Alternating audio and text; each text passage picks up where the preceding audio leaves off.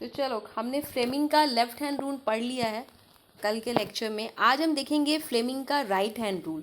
Right, तो Fleming का right hand rule क्या कहता है इसको देखते हैं एक बार। यहाँ पे मेंशन है कि electromagnetic induction can be explained with the help of Fleming right hand rule. ठीक है, इलेक्ट्रोमैग्नेटिक इंडक्शन को किससे एक्सप्लेन किया गया था? फ्लेमिंग के राइट हैंड रूल से। क्या कहा था इसमें?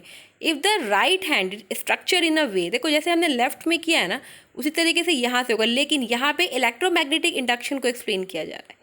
ठीक है, राइट हैंड को उस स्ट्रक्चर में रखो जिससे index finger, middle finger and the thumb are in mutually perpendicular direction, then the thumb shows direction of induce current.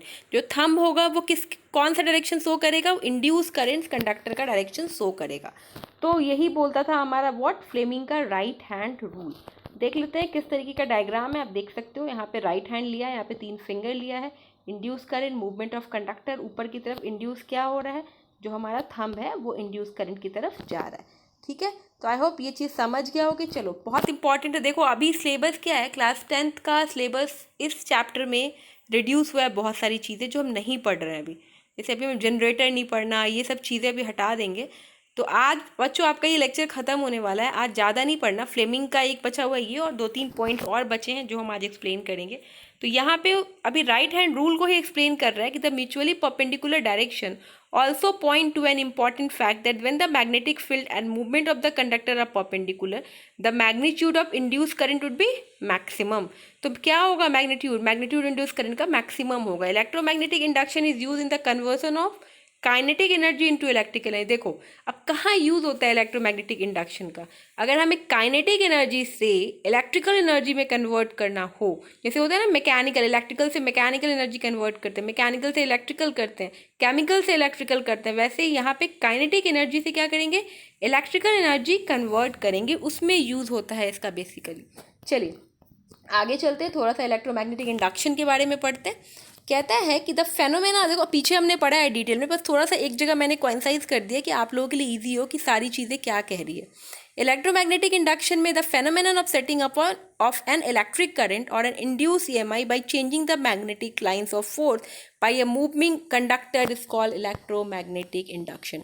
Electro मतलब इलेक्ट्रिसिटी, मैग्नेटिक मतलब मैग्नेट, इंडक्शन मतलब व्हाट, इंड्यूस मतलब करंट का इंडक्शन हो रहा है।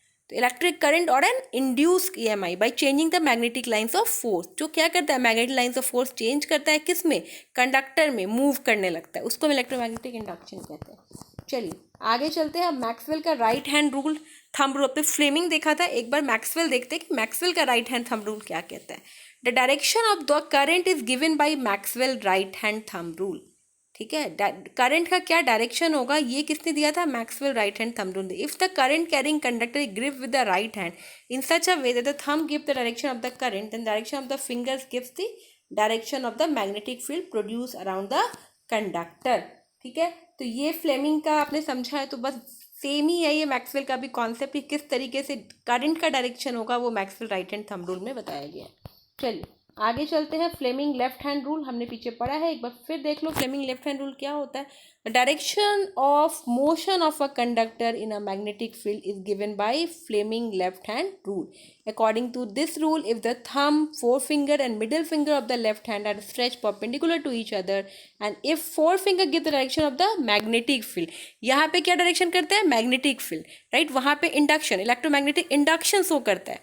ठीक है, मिडिल फिंगर की direction of current, thumb will give the direction of the motion of the conductor carrying the current. तो ये बहुत इंपॉर्टेंट है बच्चों, फ्लेमिंग का लेफ्ट और फ्लेमिंग का राइट हैंड रूल, तो ये आप लोग अच्छे से पढ़ लीजिएगा।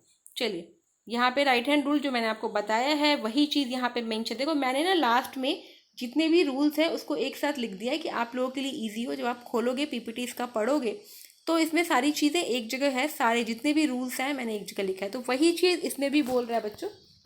ठीक है, तो this one is the last topic, आपको बस यही बच रहा था, कल बाकी ख़त्म ही हो गया था।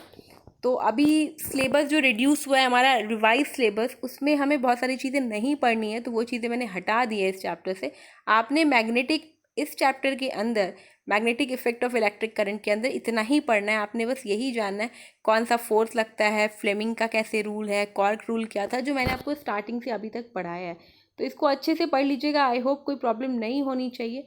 तो आज के लेक्चर के लिए इतना ही था। अब मिलेंगे नेक्स्ट लेक्चर नेक्स्ट टॉपिक के साथ। नेक्स्ट एक न्यू चैप्टर स्टार्ट करेंगे हम।